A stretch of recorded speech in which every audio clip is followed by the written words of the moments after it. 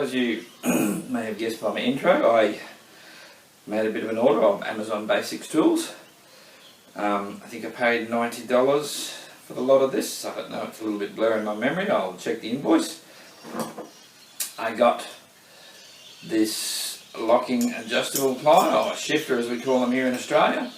Now I already have the Stanley version of this, which I bought at least 20 years ago when they were still for sale at Big W.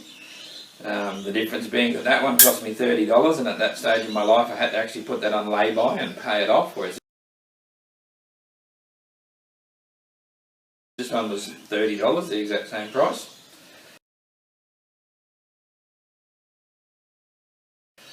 Yes, and I can afford to buy it now just as a bit of a gimmick. So we will do some tests and see how it goes. This here is a utility knife. I have a lot of utility knives. I quite like the little things. This one has a pin you have to push to bring it out, and then a flat there to push to bring it back in. Unfortunately you can't push the button and flick it out. Well, maybe you can if you go hard enough. It's not very convenient. I mean, it's probably a good knife. It'll take a standard blade, so that means I can use all the blades I already have on it. Nice aluminium body, bit of weight. Can't quite remember how much I paid for it, but I'll pop the price up there.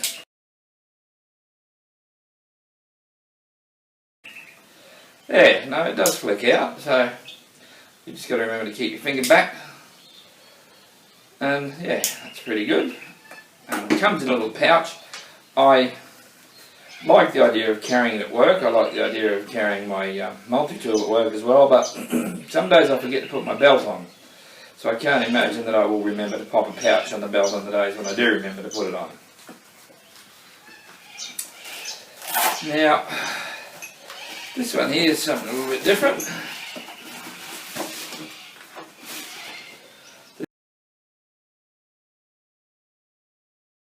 This is a set of punches and chisels.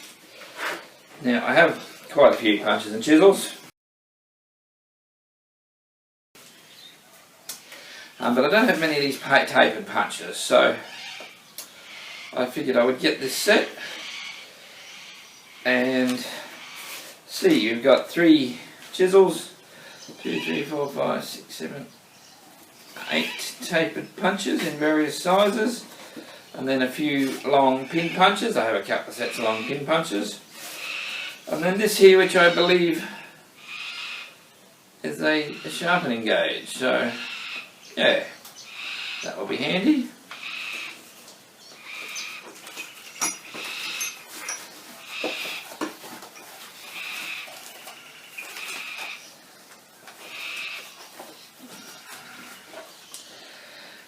And this is a little bit set.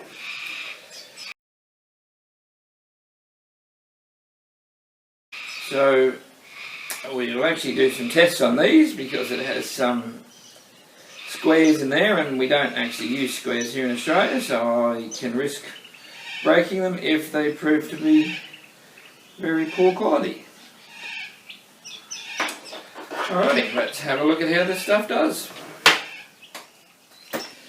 Now I don't unfortunately have Todd set up, but I figure if we snug that onto there and then clamp it down,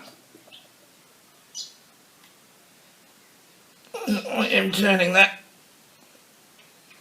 as hard as I can, and it's not slipping at all. So I think you'd agree that if this was a normal shifter, that would have rounded out and popped off by now. Even coming back the other way to loosen it, no problem.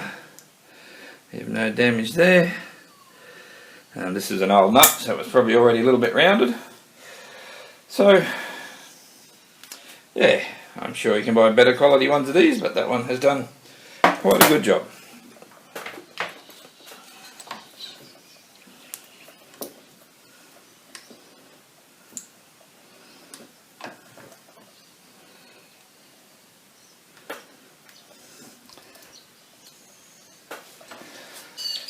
Now, I don't know a lot about the Robertson square fittings, we just don't seem to use them here in Australia.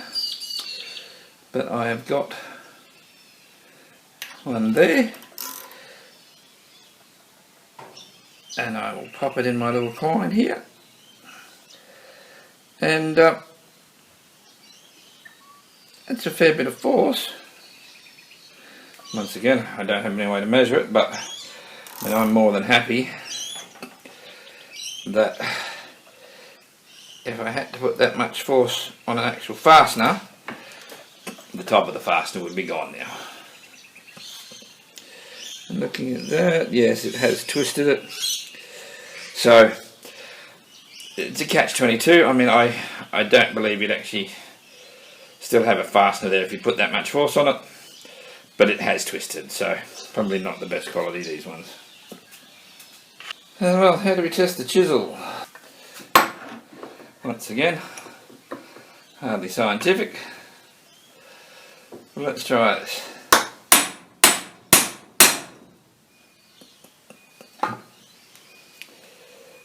And the chisel is fine. We have scratches in the head of the hammer. So it didn't fly apart like people tell you cheap items will do. These all feel pretty darn good to me, actually.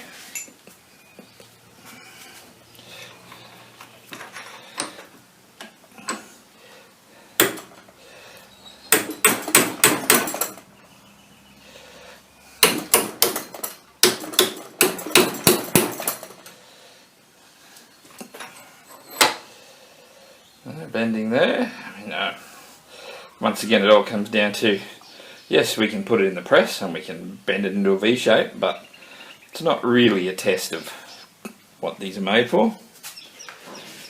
So whilst it's certainly not a horrendous dig, no, it will definitely do what I want to do, which is mainly just punching out pins. The chiseling bit, I don't know, maybe cutting through a collar or something. So, yeah, I would say overall, not too bad.